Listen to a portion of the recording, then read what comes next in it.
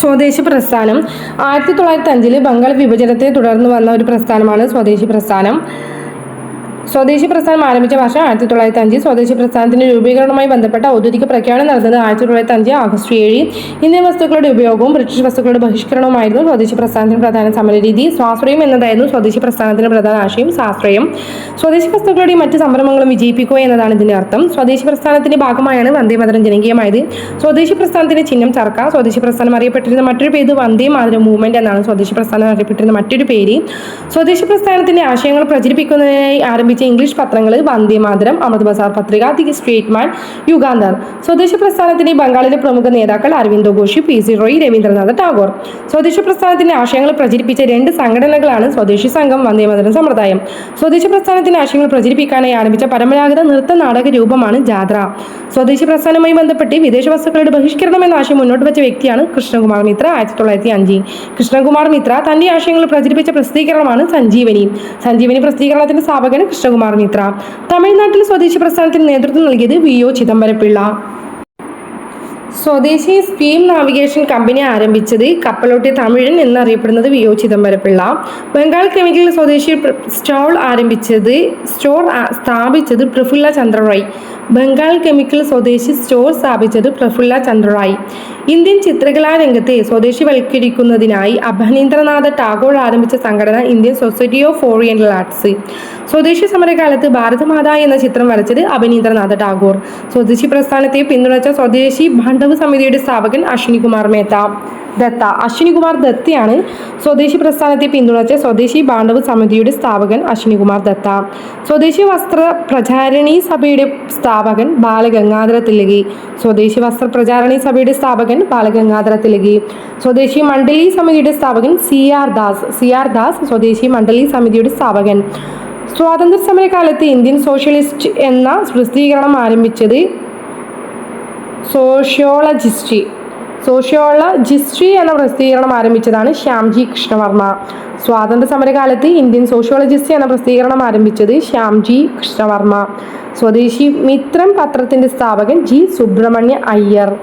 സ്വദേശി പ്രസ്ഥാനത്തിലെ മറ്റു നേതാക്കൾ പഞ്ചാബിൽ ലാലാ ലജ്പത് റായ്, ഡൽഹിയിൽ സയ്യിദ് ഹൈദർ റാസ, മദ്രാസിൽ വി.ഒ. ചിദംബരപിള്ള, മഹാരാഷ്ട്രയിൽ ബാല ഗംഗാധര തിലകി, ആന്ധ്രയിൽ ഹരിസാർ വട്ടം റാവു.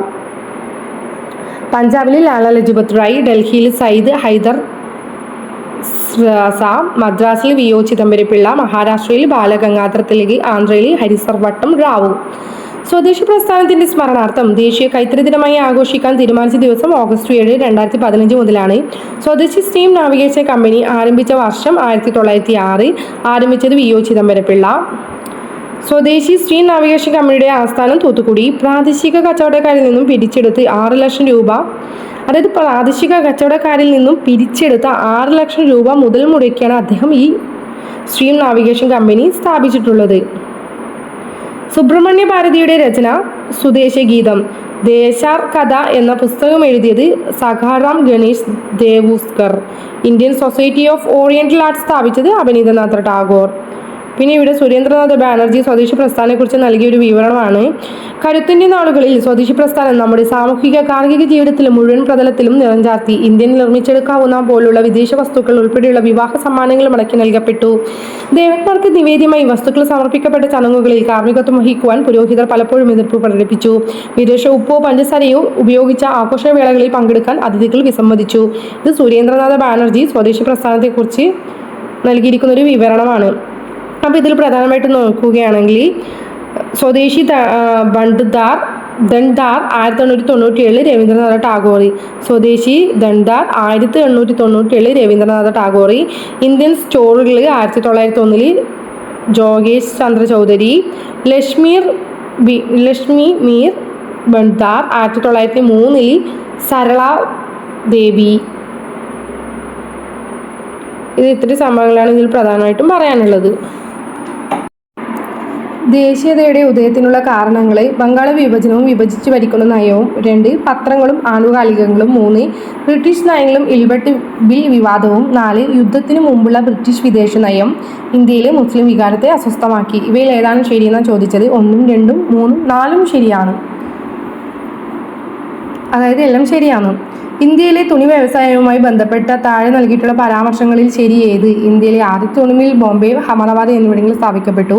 സ്വദേശി പ്രസ്ഥാനം ഇന്ത്യയിലെ പരുത്തിയുടെ ആവശ്യം വർദ്ധിപ്പിച്ചു. 1921 ശേഷമുണ്ടായ റെയിൽവേ വികസനം തുണി വ്യവസായത്തെ പുരോഗതിയിൽ എത്തിച്ചു. 4. ജലവൈദ്യുത ശക്തിയുടെ ലഭ്യത തമിഴ്നാട്ടിൽ തുണി വ്യവസായം വളരാൻ കാരണമായി. ഇതിൽ ശരിയായ ഉത്തരം 1, 2, 3 ആൻഡ് 4. അതായത് എല്ലാ ഉത്തരങ്ങളും ശരിയാണ്. Option D.